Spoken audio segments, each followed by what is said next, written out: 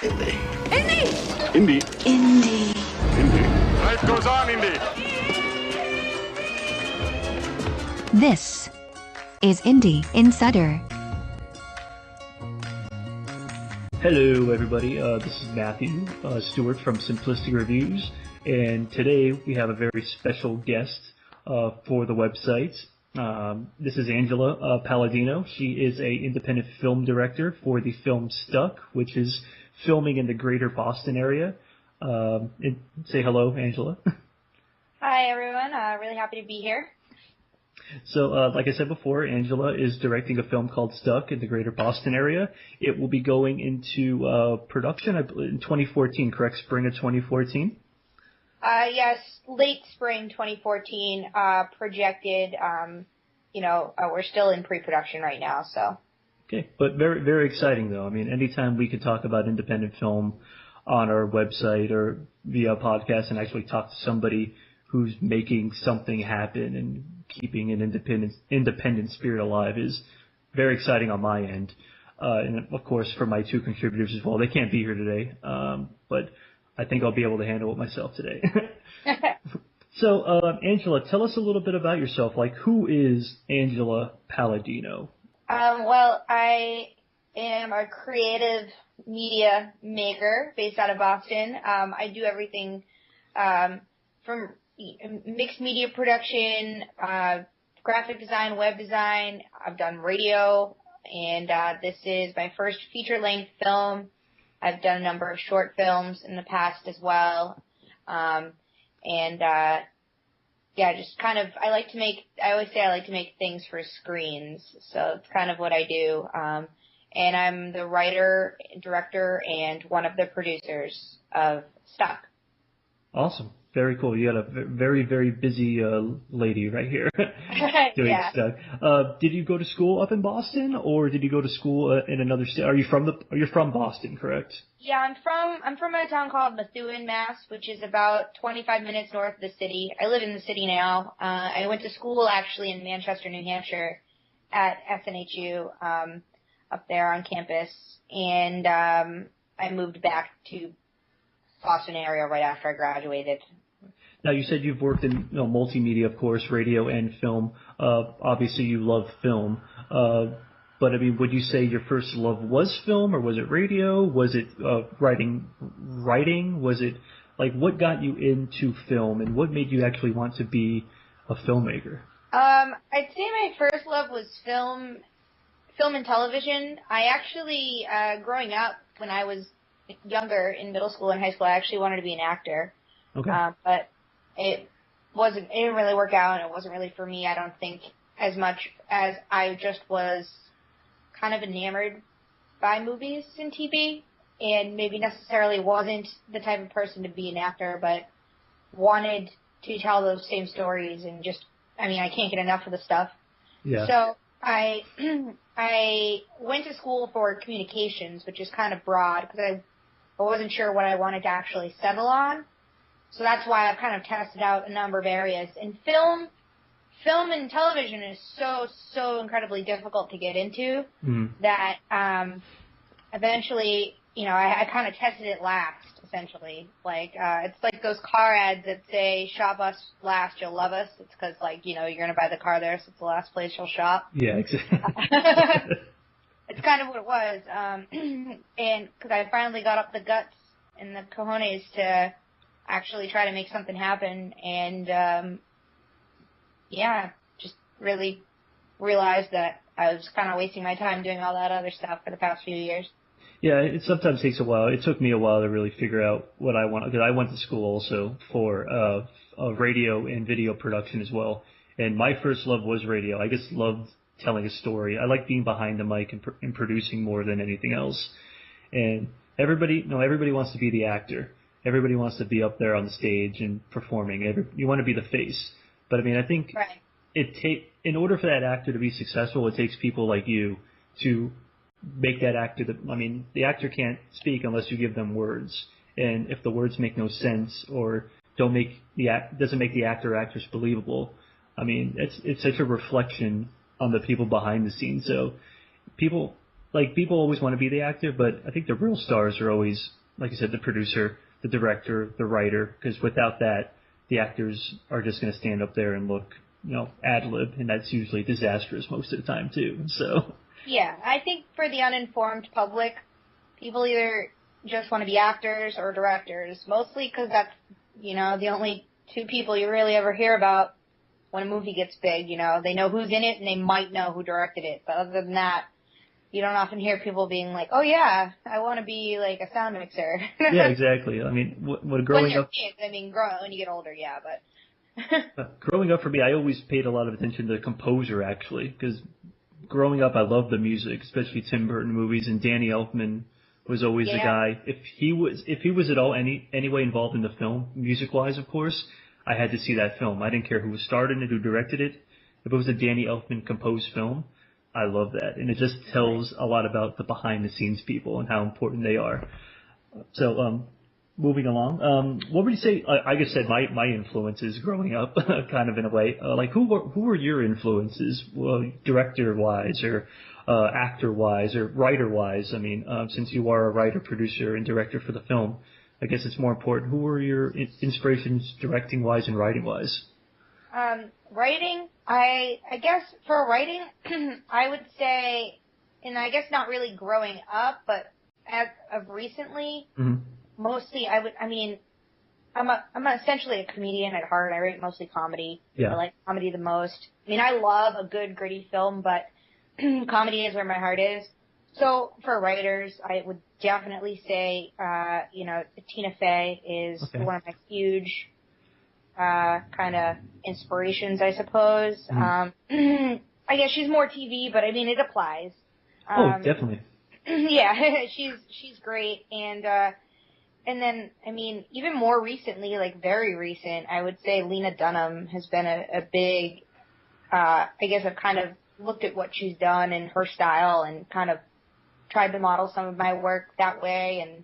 And, cause she's got a lot of natural talent and she's just starting out kind of like me, and it's great. I see the influence in, like, your trailer, and even your little sizzle reel for stuff. I see a lot of Lena Dunham-esque dialogue and how it looks. Part of my expression, but the angstiness of, growing up and being young and trying to find your way in the world and everything like that.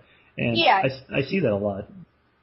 Oh, good, because I was trying to get that same vibe. So I'm glad it came across. No, it definitely did, and in a good way. I think sometimes for me, Lena Dunham, I'm a guy, obviously, so not everything can, like, appeal to me in a way, from a guy to a woman's perspective, but I still think it's that same overall feel of being young and being lost and not really knowing the direction you want to go to, which is ironic because you have a direction, you're making a film, but the actual way the film looks is that it's dealing with people who have no direction. So I always find that kind of interesting. It's actually hysterical, because I'm writing about my, a lot of my friends and the generation I'm in, I suppose, but I've kind of always been a person that sort of never really had those, like, feeling of being lost so much, but I've definitely been, like, stuck in a rut, which is kind of what the film addresses. It's called Stuck. It's perfect. So it appeals to that millennial demographic. Because myself, I'm 30 years old, and you're how old, if you don't mind me asking? 24. 24. So we're within that same generational area. I mean, we were both cognizant of, like, the big financial problems that we had in 2008 and everything, and it affected us in all different ways, of course. You being younger than myself, it's a little bit different, but so many people of this generation are going through a lot of the same things, and it's nice to see a film that is addressing it, like yours, in a comedic way, but still in a way that, look, this is so very personal to me. And it's so difficult to write comedy too, and I commend you for being able to write comedy, because I cannot do it. I find it extremely difficult to get a laugh. I mean, I can get a laugh out of somebody, but to be able to write it down and have somebody else deliver my dialogue to make them laugh, hats off to you. I salute you, Angela. Yeah, thanks. And I guess that brings in like hardships.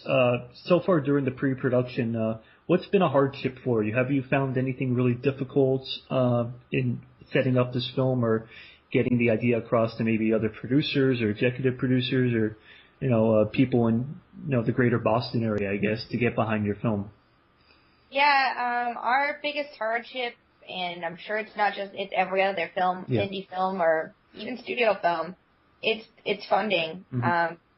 We, are a small group of really passionate people who came up with this idea with no studio backing or anything like that. We've been working tirelessly, and basically not getting paid to try to make money in order to just make the film happen. So it's definitely a love child, this film. It's definitely comes from a passionate place, and it's the hardest part is trying to communicate that feeling to people who are interested in investing in films. There are a lot of people out there, industry people, people outside of the industry that just have an interest in being part of a film, but only want to in such a monetary way. Yeah. And my job obviously as writer, director, and especially as producer is to communicate to these people, how much this film means to the group behind it and how much it will mean to the audience as well. And a lot of times these money people, so to say, are not in the demographic. Yeah.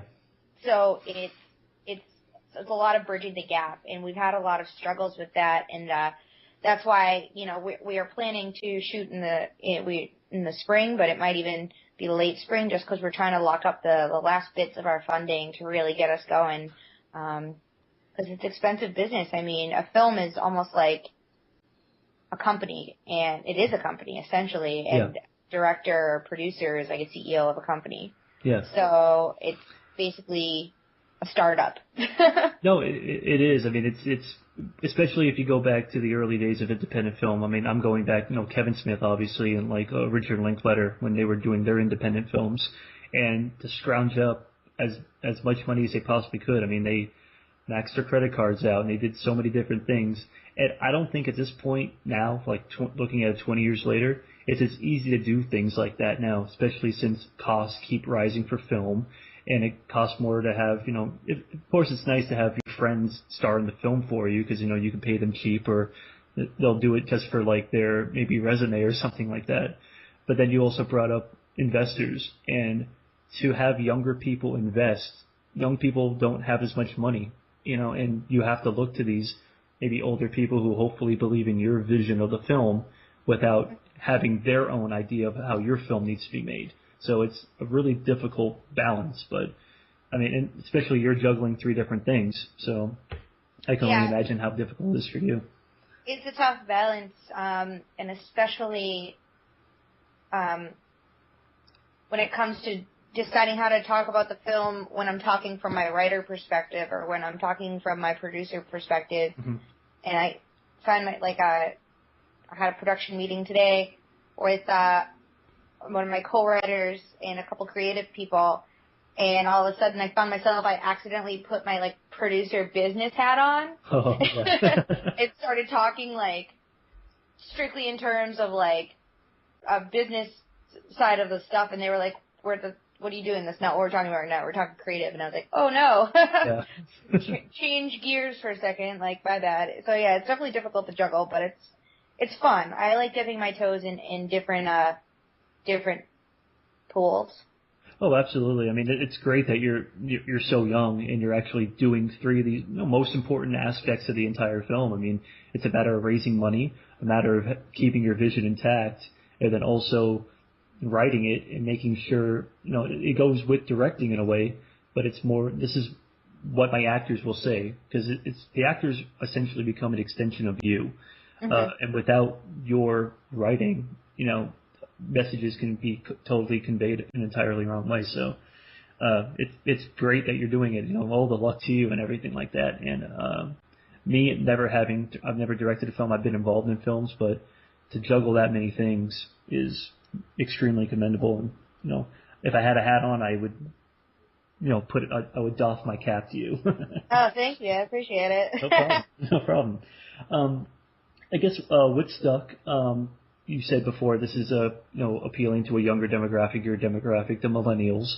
But what message are you trying to convey with this film? You said your target audience is the millennials, but what are you trying to tell people in your age group with your writing and everything like that? Well, the film is really about motivation. Mm-hmm. And I think that a lot of millennials or anybody who's ever been a recent college grad, mm-hmm. you leave the bubble of college with this like grandiose idea that you're going to go out and immediately take over the world. Mm. At least I know a lot of people that have. I certainly did. Have that idea. When you graduate, you're like, I have a college degree, now I'm going to go out and be the CEO of a company. And yep. And this film kind of addresses that, like, few years after college, when you're sort of realizing that things aren't as easy as just having a college degree, and it's about, loss of motivation during that time, and how to get back your motivation and continue to, pursue what you want to do, or, not, and resign to, working a entry-level job for the next 30 years. You gotta become, losing your soul in an office or actually doing what you want to do. I mean, how to become unstuck, if you will. Exactly. That's what the theory of stuck is. It's getting stuck in that kind of limbo of you've been knocked down by the real world, and it's easy and complacent to stay down, mm-hmm. but do you want to stay down or should you get back up? Yeah. And you need a good social circle around you. And I see the characters interacting within the short little trailer that I see, and the characters they seem like people I've known also, and people I still hang around with, and people I've known my entire life. So it's a universal message. No matter how old you are, even if you don't fit in the specific demographic of the film, you can go back and remember a time in your life where you were stuck, and you can apply this film to, not saying, the good old days, it's like a little bit of the Wonder Years type of thing, maybe for an older group of people that you were that person. Everybody should be able to understand the plight of your actors and your characters, and it's a universal message, but I just love the way it looks, and I love the way the actors are real, and I like the way you're writing for them. I think it's funny, and I think it's refreshing to see something like that, because people don't normally want to see that anymore. They want their big action movies that can take them away to another world, of course. But yeah. You're making a film that's, look, this is something that it's personal, but at the same time it's recognizable to everybody. So I think it's great. Yeah, thanks. Okay.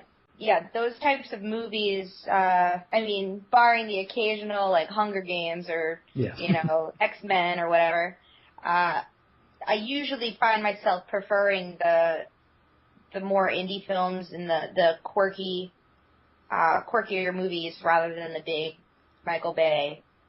That's mine, yeah. Michael Bay, yeah. That's a whole different interview we can conduct about Michael Bay, I'm sure. Yeah. But I think, like you said, also you prefer that because I think it's also inspiring to you because it's people who are like-minded people that you can. It's something to keep working towards. Like you mentioned, Tina Fey, Lena Dunham, some of the other films I saw that you have reference to or you have inspiration. Garden State is another one where it's those are some movies I can go back to and I still enjoy very, very much. And I remember seeing them when I was younger. And I still enjoy them to this day. So hopefully stuff becomes in that zeitgeist, so to speak. So to me, I hope that's so. amazing. Even on the dramatic side, as far as directing, I'd say David O. Russell is one of my big influences because I love his characters. And that's a big part of this film too, is the characters. They're real people. And like you said, people people you remember from when you were 23, 24, so. And people you still hang out with to this day. So exactly. People that will always be a part of your life, no matter how far you try to get away from them, somehow they'll creep back in your life still. So it's inevitable. Yes. Now, you mentioned a comedy is like your forte. That's your wheelhouse right there. But in the future, after Stuck is, hopefully successful, I got my fingers crossed, toes crossed for you. What other genres of film or writing, I guess for that matter, do you hope to explore in the future? You say comedy, but is there something else that you would want to, move into at some point and explore? I love period dramas a lot, and I think it would be really fun and interesting to kind of explore that. Is there a particular period that you like more, like Victorian era, Renaissance, or Civil War era? Mid-century. I really love like the 40s, 50s, and 60s. Okay, a lot. That's awesome. Yeah, I would love to write for that, direct for that. I would kill to be a set dresser for that. Like to be a costume designer. Such a gorgeous and decadent period, and plus I was a big history buff in school and stuff, so I think it'd be a lot of fun to mix some history research, etc., into some film, and it'd be really cool. It's something you don't see that often. You don't see a lot of people, especially in the 40s and 50s. 40s and 50s, okay, maybe you'll get World War II films or something, but you don't get anything like American Graffiti anymore, or something like Grease, or something that really goes into 1940s, 50s, or 60s. And it would be great to see a modern take, on that era, which we don't really see anymore, to be honest with you. Yeah, as far as film, not really. I mean, on TV you have, Mad Men and that needs to show Masters of Sex and stuff like that, which is great too, excellent. But in film, not so much, unless it's something like Captain America, which takes place in the 40s. But again, that's Captain America. So I don't know. I think there's definitely space for it. Yeah. And I think especially with the success of Mad Men and now this other Showtime show, Masters of Sex, I think that there's definitely an audience who would like to see that as well. And what's so amazing about, you bring up Mad Men, is that it takes place in the 60s, but at the same time, it has still a very timeless feel to it, where a lot of it does take place in the office setting, and there's more mention of the era than there is a lot more of what the era is happening. So it's kind of like more of the aura of the 60s, to me at least, than it is to the 60s outside of it, to a degree. Like, I guess maybe they figure TV is cheaper, so we can shoot something like this, whereas a 2-hour film that's all old costume, not old costumes, but just kind of period costumes in a way, it just doesn't work unless they're doing another Elizabeth movie from the Victorian era, Renaissance era, or something like that. So right. It just seems funny they don't do films like that anymore. So I don't know. But like you said, hopefully the people who love Mad Men and Masters of Sex now, it will lead to more, hopefully, film as opposed to TV for those specific eras. Yeah, there hasn't been very many of those of late. So it should be good. Yeah, except for Captain America, like you said. Yeah, well, I think the King's Speech was in the 50s, 40s. Yeah, so I believe it was in the 50s. Yeah, it was right around World War II era. Yeah. Okay, moving on. This kind of has more to do with your actors, I guess, and the characters that you're developing for them. When you're writing, how much input do the actors have on their characters? Will you allow them to ad-lib? Will you allow them to kind of run with your material? Or are you more like, here's my idea and I want you to really convey this idea type of thing? I'm very collaborative as a director. I like to get feedback, because one of my biggest questions when I'm writing, when I'm doing anything, especially in comedy, is is this funny, or do I just think it's funny? Is it only funny in my sick mind, or is this universally funny? Or and that's what I like to do directing for everything. I like to go over the stuff with the actors ahead of time. If they have suggestions, I definitely like to hear them, and then we can discuss what will work, what might not work. And then when we actually get, to rehearsals and shooting, it's more like, okay, let's do it as it is on the page, see how that goes. Mm-hmm. All right, let's do another one with your suggestions. And I mean, especially with comedy, oftentimes there's, all right, the direction the scene is supposed to go in, go for it. Don't necessarily have to stick to the page. And that's sometimes when the funniest stuff happens too, is, not ad-libbing. As long as you get the scene gets the direction it needs to go in and gets the point across, the exact words may not necessarily be that much, that important. Yeah, it's the tone. It's the tone and it's the message. As long as you get from point A to point B, if something comes to mind that's hilarious, say it. I mean, that's how I think the funniest moments sometimes happen in comedy film. So yeah, those are memorable moments. Things. Absolutely. And you mentioned like a lot of the characters are based on people and life experiences that you had. Is there any one particular in Stuck that maybe reflects you, or maybe reflects like a very good friend of yours, or all the, like you said before, all the characters are people you've known before, but is there one in particular that's maybe special to you or anything like that? I mean, they're all special, but... Yeah, I guess. I mean, they're all pretty special to me. They're all people I know. The main character, Soph, is somewhat based on me. Mm-hmm. In earlier versions of the script, she was almost exactly me, but she's turned out to be quite different as we get further down the road in developing the story. So she's actually the protagonist, and it's somewhat based on me, not really that much. And also, actually, the one of the other characters named Cal is was originally based on my co-writer Bennett Tyler, but he the character of Cal has since evolved and has changed a little bit. I think that's how a lot of writing works. They start out exactly like people, and then you kind of flesh them out, realize they have their own lives and these imaginary characters have their own stories and their own feelings and their own thoughts and opinions, and so they turn out to be very different than you originally got the idea from. Yeah. Now, you mentioned the main character, so it was a lot like you. Did you ever think that maybe you would also take over acting duties for that character, or was that never in your mind at all? I thought about it. I did, but I'm not sure that it would be the best choice for the film because of all the other stuff I'm doing. And also, I mean, my acting prowess isn't necessarily tested very much. Yeah, like you said earlier. Yeah. I did plays and theater in school for years. I did 8 years of theater, and that was always great. But I mean, with the pressure of directing, producing, and also having been a co-writer, it's difficult to say that I would be the best choice. Yeah. So I've kind of left the playing field open. We haven't passed that role yet, so like I said, we're still working on securing the rest of our funding before we finalize the casting.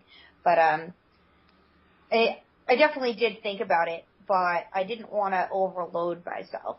Yeah, so. 3 duties is a lot. 4 duties would be even more, definitely. Yeah. And I think also you have to maybe distance yourself from the character you're writing based on yourself, maybe a little, because I think maybe you might take it more personally than other people, and if people aren't playing the right way off of you, it could maybe be a little bit of an issue. So to look at it from an outsider's perspective, it might be easier to see somebody acting in your place. Does that make any sense? Or yeah, a little bit. But then again, it's almost the same difficulty because I'm directing. Yeah. So it's my job to make sure that they get it across exactly the way that my vision is. So really, either way, yeah.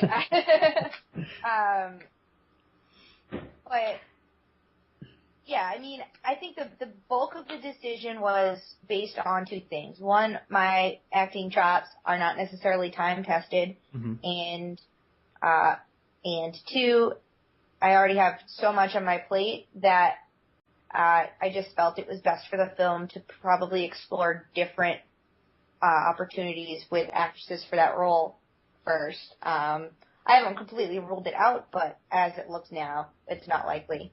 All right. Fair enough. There's always next film. Now, you mentioned before you're filming in the greater Boston area right now. What is it like to film in Boston? It's a huge city. It can be an expensive city as well.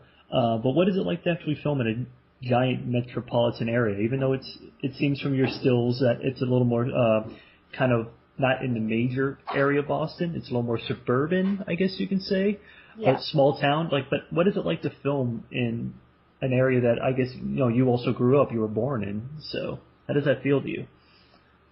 It's great. Well, first and foremost, I mean, Boston's my home. I grew up here. We're actually filming about 30 minutes outside the city. For the bulk of the film, we'll be there. There are some cityscapes too, but so because it is set in the suburbs. So, but I mean, it's a lot easier logistically for me. I know the area really well. I know a lot of people around here as far as crew and supporters are concerned.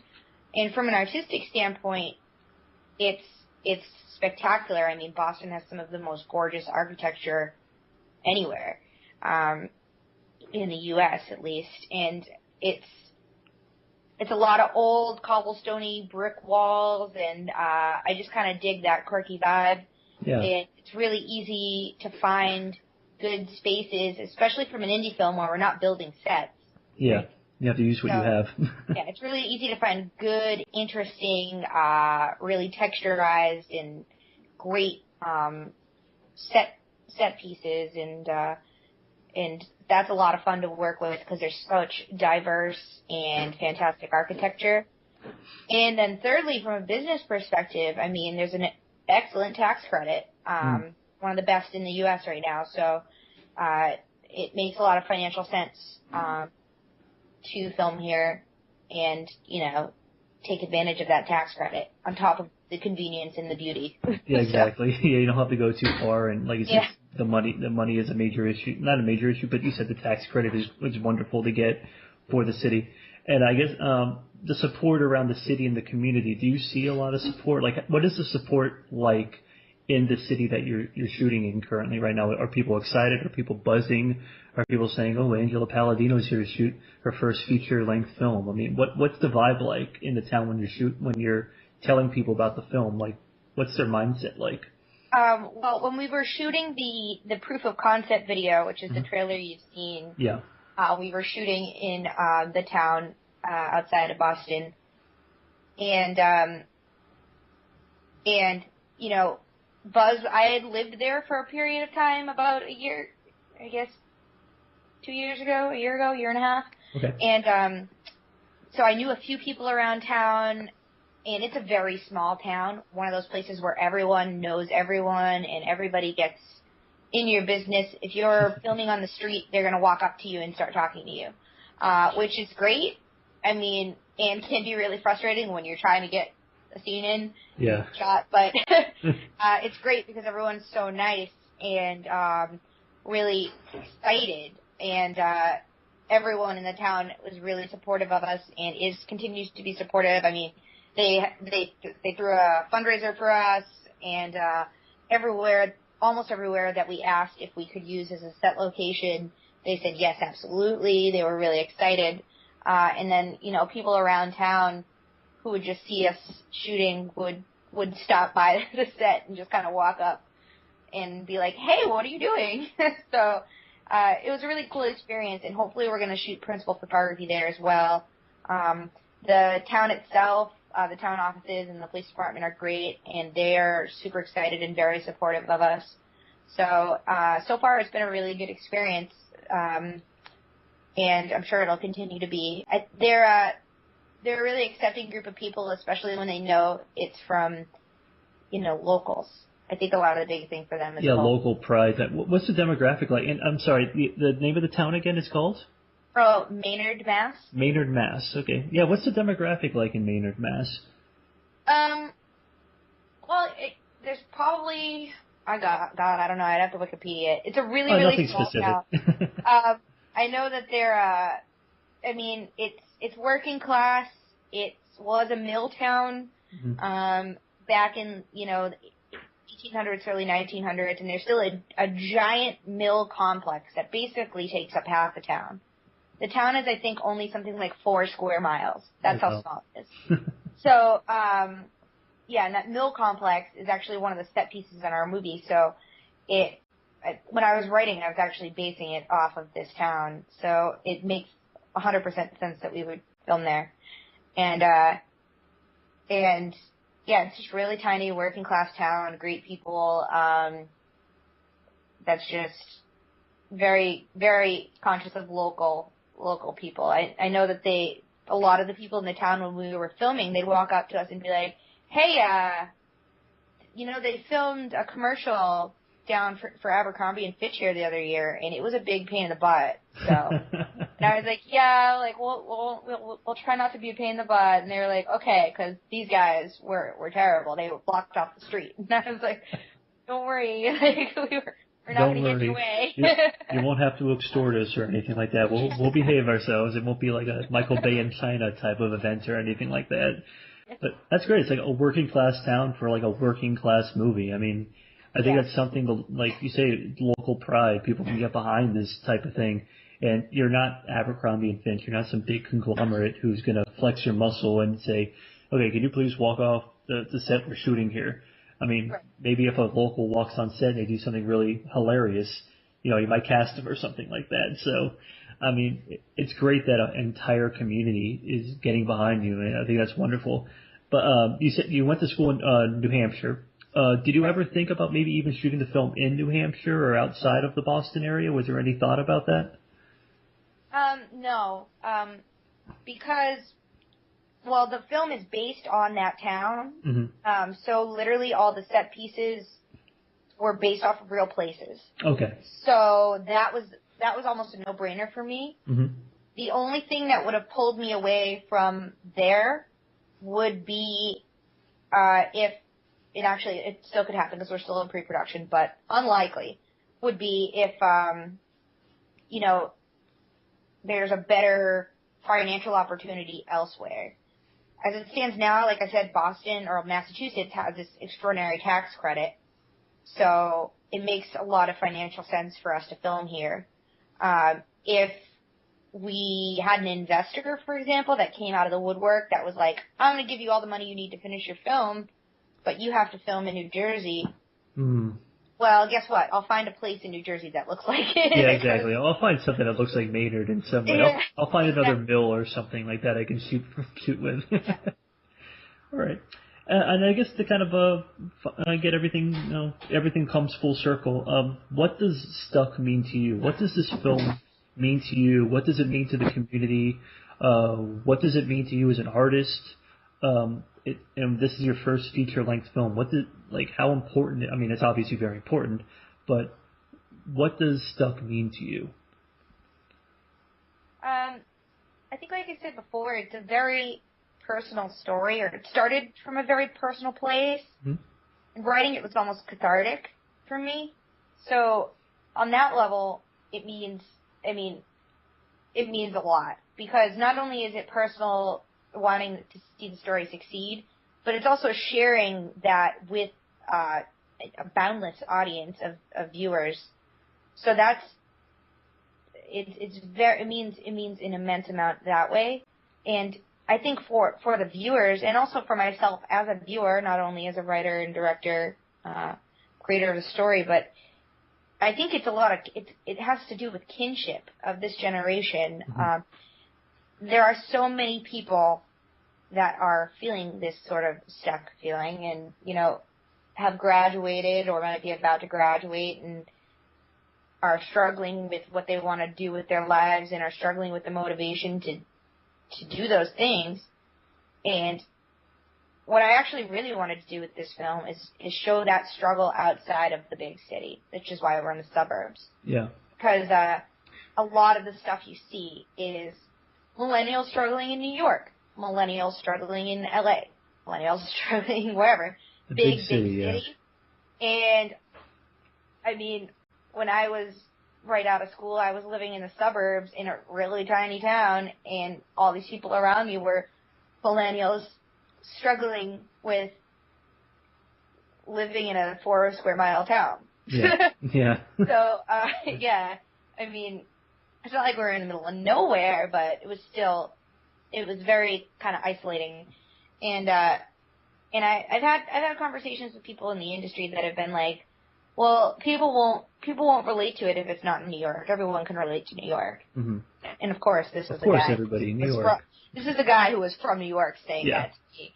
And I was like, well, for the 6 million people in New York, there are 10 times that are living in the suburbs that can relate to it just as easily or even more. They might see, people on TV, on Girls or whatever, whatever show about people struggling in the city, millennials having tough times in the city, Two Broke Girls or whatever it is. Yeah, that's it. And they might be able to relate to that from the suburbs, but even more so if there's a show or a movie about, exactly their situation, feeling stuck in the suburbs. And a lot of it has to do with financial situation. Not everyone can afford to live in a studio apartment in Brooklyn, but there are a lot of people living in their parents' basements that are dealing with the exact same emotional and career and relationship issues that happen at that point in your life a few years after you graduate college. I kind of wanted to tell that story because that's somewhat what I did. I spent a few years in the suburbs and kind of looked around and was like, this is frustrating and hilarious. So. It is, because, like you said, it's a great point you bring up about New York, LA. It's like, for lack of a better term, those are the sexy cities that people want to know about. But it's like, there's struggle there, but there's even more, if there's the same, if not more, struggle in the suburbs because people escape the city to go to the suburbs to try and get away from the rat race. But it's just as bad there, and people just don't want, there's no big buildings. Like you said, in Maynard, Mass., there's a big mill. It's like, that's not the Empire State Building or the Sears Tower or the Capitol Records Building. It's a mill. But at the same time, it's something that, it's a metaphor for the entire thing. It's working class. It's like Maynard's version of the Empire State Building. Like, we built this giant mill because we worked hard in the suburbs. But I think it's just wonderful to see something that you're bringing it back. It's like an old school way of doing things. Like, everybody goes to the suburbs. It's real working class, as opposed to like big city where it's working class. Don't get me wrong. I'm not from a big city. Me personally, I'm from the greater Fort Lauderdale area, but I'm in the suburbs as well. So, but just to see you bring the suburbs, it's not a dirty word anymore. It's that type of thing. So, I think it's wonderful. I think you're doing a service to everybody who, leaves the city and goes to the suburbs to see if they can find a better life for themselves or improve their station in life. People that are confused after college, you usually go back to where you're comfortable a lot of the time too. Home is where the heart is, if you will. So. Exactly. All right. Well, it was wonderful talking to you, Angela. You can plug as much as you want. Tell the audience about the website, about your Indiegogo campaign, anything. The floor is completely yours at this point. Awesome. Thank you, Matt. Thank you, everybody, for listening. And if you'd like to check out more about the film, you can go to www.letsgetstuck.com. We're currently finishing up. We have 2 weeks left as of November 11th. 2 weeks left on our Indiegogo campaign, which we're using to help fund the rest of our production budget and get us going to shoot next year. That can be found at igg.me/@/thefilmstuck. Or you can just go to Indiegogo and search Stuck under the film category. It might be a bit easier. Yeah. Or you can also find that on our website as well. Facebook.com/thefilmstuck. Twitter @thefilmstuck. And thank you for listening. Check out the trailer on the website. I believe, Matt, you also have it on the... We have it on our front page of our website. We also have a big banner for Stuck that leads directly to the Indiegogo page to hopefully donate out there, people. But like Angela said, we'll also have all the links below the post once this interview goes up on the website. So we're really excited. Thank you so much. I'd like to thank Angela for contacting us and actually letting us be a part of kind of like the street team, so to speak, to get the word out for this wonderful film, Stuck. It's a personal story. It's something we can all relate to, and it's a great way to support independent film. I mean, even a film like this, you may not think it's that big, but it means a lot to a lot of people, including Angela, her production team. She's working her butt off for this film. So support independent film. I put it in the first post, support independent film, damn it. And I mean it.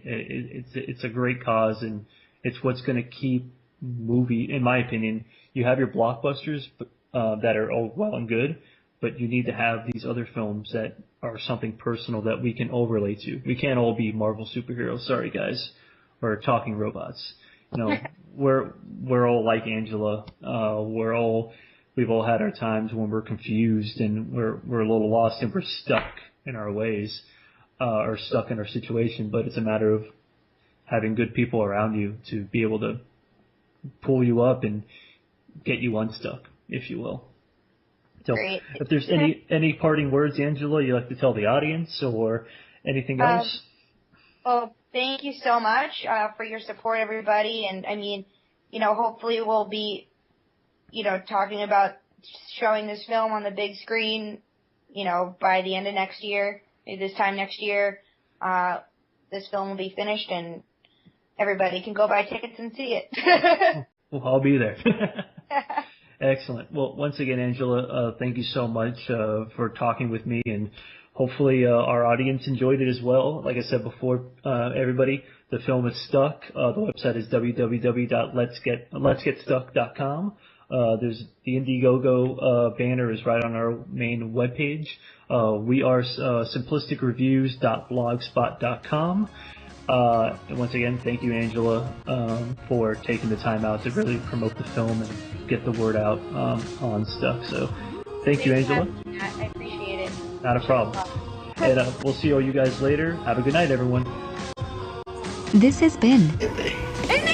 Indie Life goes on, Indie. Indie Insider.